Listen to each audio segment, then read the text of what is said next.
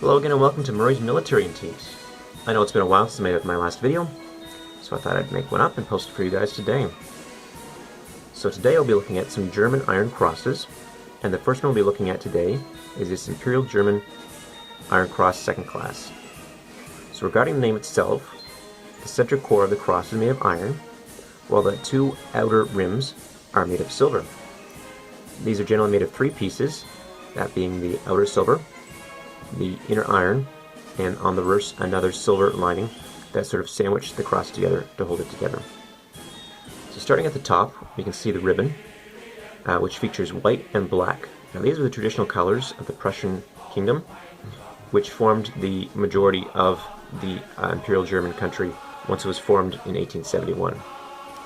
Now looking towards the top, we can see the Imperial Crown of Germany, as well as a W. Now this W stands for Friedrich Wilhelm II, who was the Kaiser of Germany during the First World War. And below that we see the date 1914. This represents the exact date that the First World War began, as the Iron Cross was only instituted at the beginning of each official war. As we turn around to the reverse side, you can see some more symbols in the back. So again, starting at the top, we see a crown.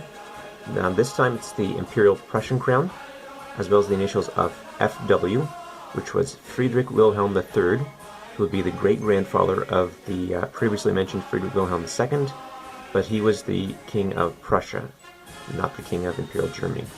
And he was the first German king to introduce the Iron Cross as an official award, and that was done in 1813 during the Napoleonic Wars.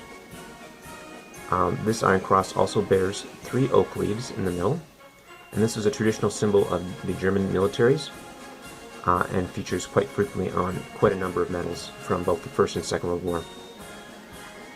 So the second Iron Cross we're going to look at today is from the Second World War. I'll pull it over here.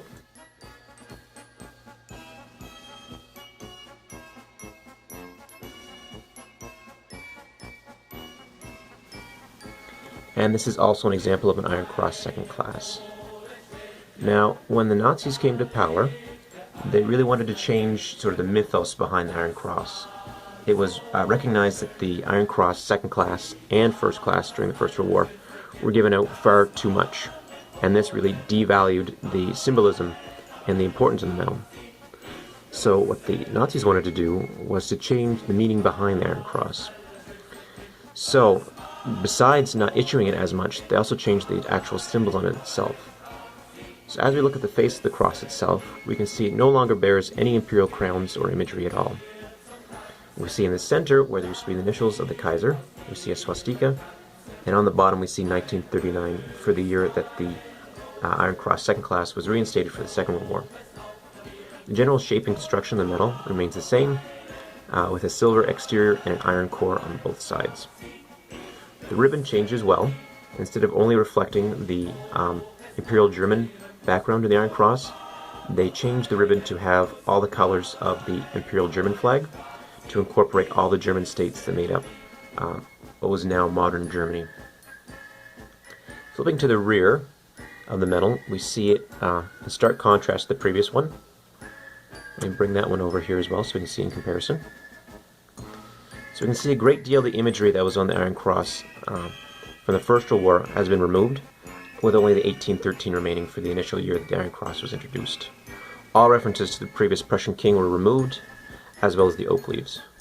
Now, historians estimate, again it's hard to tell for certain, that these were issued still in a reasonably large number, but a lot less than these ones here, with about 4 to 5 million of the Iron Cross Second Class being given out during the Second World War.